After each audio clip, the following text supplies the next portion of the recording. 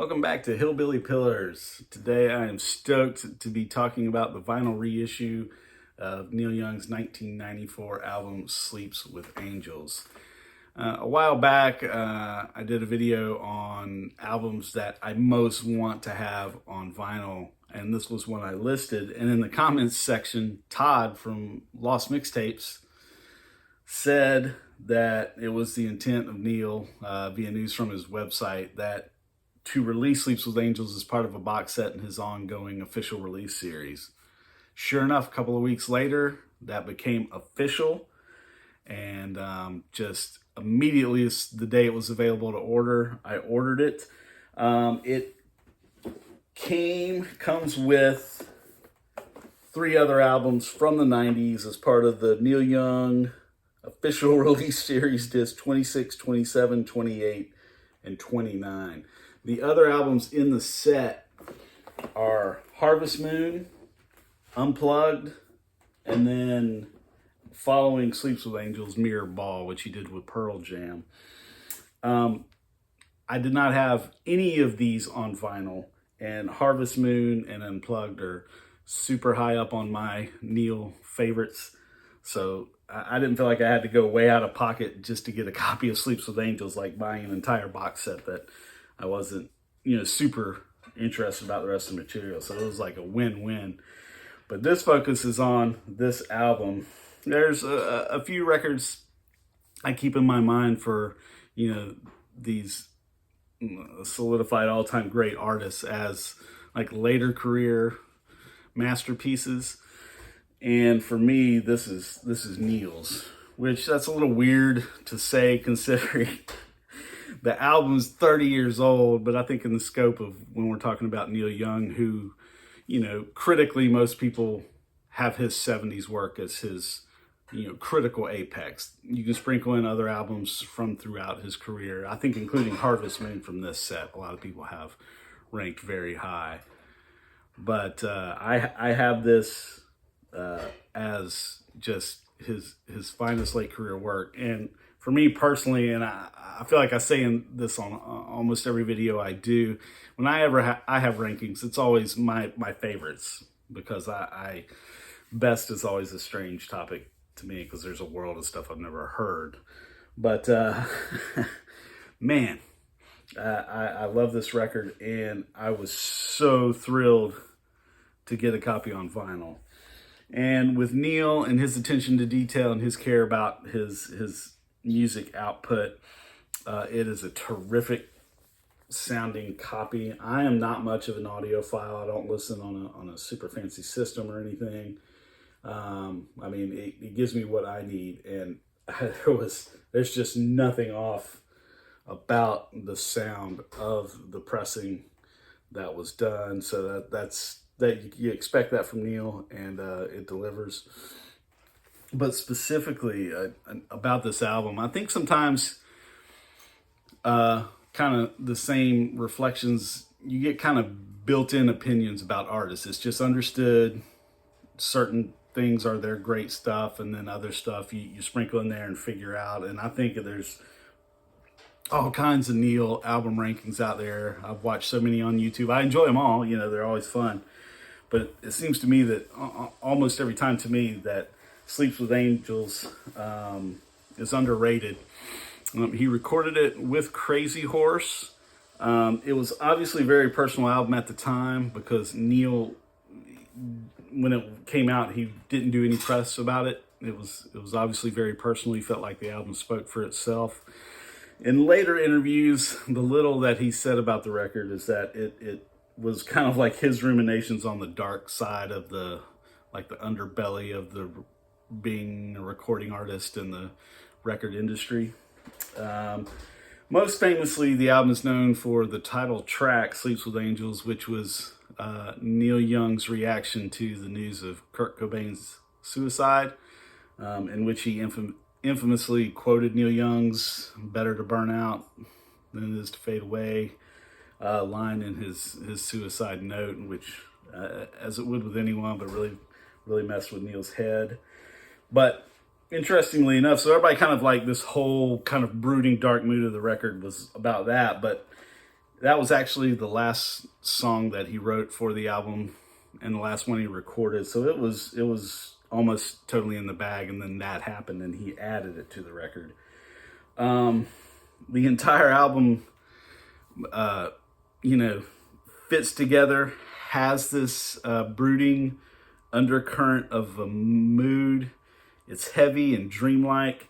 And, with Neil, sometimes it's what's great about his stuff, but he just puts out and records what's going on at that time. And he will piecemeal together stuff from different recording sessions and put those out. And he's so prolific. Sometimes that works, sometimes it doesn't. But this one is very un-Neil-like in that it really has a lot of focus as far as it being like a suite of songs and connected. So I wanted to just go over some of the tracks. One of the best things about the record to me is the opener and closer. It's these table setters that are headlined with a tack piano, which I think is so cool. It's like that kind of associated with the Old West sound. I might be getting this wrong, but I believe what I learned, these songs on this record made me interested, like, where did that even come from? And is that in small rooms and bars where it was loud and stuff, they would put these tacks on the strings where the hammers hit to make a piano more percussive, to make it louder and cut through more in a really loud room. But it's kind of that jangly sound you associate with like barroom piano playing. And for this, it really sets like a kind of dreamlike quality that holds through the whole album. And I just think it's such a cool device. Prime of Life is a cool random Neil fact. It's the first time ever in his recording that he's played the flute. That's right, Uncle Neil rocking out with a flute, and it's not an unnecessary accessory. It is really cool as far as floating in and out of, once again, kind of like this dreamlike feel that the album has. The next track, Drive By, was probably my favorite track on the album. It is heavy, just badass Neil Young and Crazy Horse, this thudding beat. Neil sings, I can't believe a machine gun sings, and then he and all the Neil Young and Crazy Horse members fall into Drive By. It's such a cool, haunting vibe. And then you've got the title track, Sleeps with Angels, and then closing out side one is Western Hero. It's this beautiful piano melody in which Neil's kind of reflecting on the archetypes of the Western hero from the Old West, wearing a big gun on your hip, and then to the shores of Normandy, as far as the Western hero. And in this song, I think is kind of the lyrical crux of the record. He has a line in there, and it's like, through the years, he's changed somehow. He's different now. And I think that really does shine a light on kind of like this idea of like, you had grunge music and like Kurt Cobain and the music stars, that they are kind of like the modern Western hero, but they aren't as heroic in some ways. I don't know. That's just me and the vibe I get from it. A cool thing that happens, which I enjoy with my artist when it does. Side 2 is just one song, Change Your Mind. To me, a foundational Neil Young and Crazy Horse recorded track. Moves in and out, rocks, it's hypnotic. It could be an ode to, Neil's love of the song and of making music. It could be a reflection on drug abuse and the call of drugs as being an easy and dangerous escape. Like most great songs do, it leaves it open for the listener to interpret. And I just love it. I love putting on side 2, and it's just Change Your Mind. It's like, okay, we're going to settle in for this. Coming out of that, there's a Blue Eden, which is really like a coda. It just keeps this contorting you, imploring you. It keeps on this vibe that Change Your Mind has set. and kind of finishes that out. So it's kind of a cool, like having a coda starting off the side 3. I think it's kind of cool. And then a really interesting song in just Neil Young's entire discography, Safeway Cart, was really cool. Then in side 4, you've got Train of Love, which I think is a really interesting device Neil uses on this album. It's the exact same melody as Western Hero. It's a different theme and different topic, and it's gorgeous, you know, because the melody's so beautiful, and he shows how that same thing can carry 2 different entire messages and vibe, which is really cool. And then just another really fascinating, unlike other Neil stuff, track, Trans Am. It's kind of like it's almost like a noir heist scene of a song. There's one line here. You know, there's this old Trans Am that seems to be like the haunted monster in the song that's like lurching down the road, and there's characters like Seth and Merle, and Seth says, "Go get the plow out, Merle. This place looks just right." By then they were surrounded. By dawn they all were dead. I heard this from an old Trans Am up the road ahead. Cool ass shit. Then the standout from the rest of the tracks song on the album, Piece of Crap.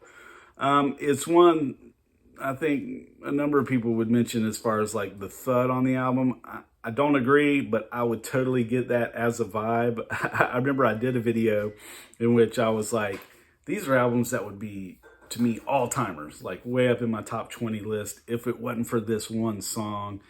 And I mentioned Neil album with Harvest and A Man Needs a Maid that just kills the vibe of the record to me totally. I remember I had Jason Isbell and Super 8, which I think this is a lot like Super 8 because Piece of Crap is like a real punk driving grungy song that kind of jumps out of the groove as far as the rest, kind of like dreamlike quality of the record. But I don't know. I just, you know, this is a personal thing. It just never seemed off to me, and is almost like a, it's like sometimes you just like, you got to shake your head and say, fuck it, you know, and it's kind of almost, that's the consideration in the light of all this dreamlike kind of moodiness of the record. It's like, it's almost like a release valve. And then it closes once again with a song called A Dream That Can Last, which I've seen and was really encouraged to see on like a solo tour that he's done recently. He was doing this, and it goes back again to this tack piano and this just gorgeous melody. And you know, last night I dreamed I died and went to heaven. The cupboards were bare, but the streets were paved with gold. And it's beautiful, and to me it feels in this album kind of like a hopeful ending. And one of the coolest things is, you know, this was a CD album obviously for me for a long time, is it might be my most repeatable album. It feels like it just eats its own tail. That piano can fade out, and then, you know, you'd have the CD on replay, which was some pretty dark stuff if you're re-listening to Sleeps with Angels over and over again. But then that piano from the opening comes right back in, and it just like, it feels like you could listen to it 4 or 5 times in a row. But yeah, I just beyond thrilled now to have this in my collection. One of the other things I've referenced is, you know, I recently did my lifetime favorite top 25 albums, and this was one of them that made the list. I don't remember where it fell. I would have to get out my list. I think it was around 13. It was high, to give you an idea of how much I think about this record. And so now I'm down to 1, and that's Dwight Yoakam's If There Was a Way, and that is coming out in a box set on Record Store Day. So I've been like feeling out my local store and like how I can make sure I get my hands on a copy of that. So real cool gap to fill. And, you know, if you haven't listened to this, or you just listened to it a couple of times and then filed away as, you know, kind of brooding later career Neil with Crazy Horse and stuff, like whatever your like full throttle listen to routine is, you know, the turn out the lights you know, get a beverage of choice or whatever thing, I would implore you to give it another like full attention listen, because I think Sleeps with Angels is an absolute Neil Young classic. Thanks.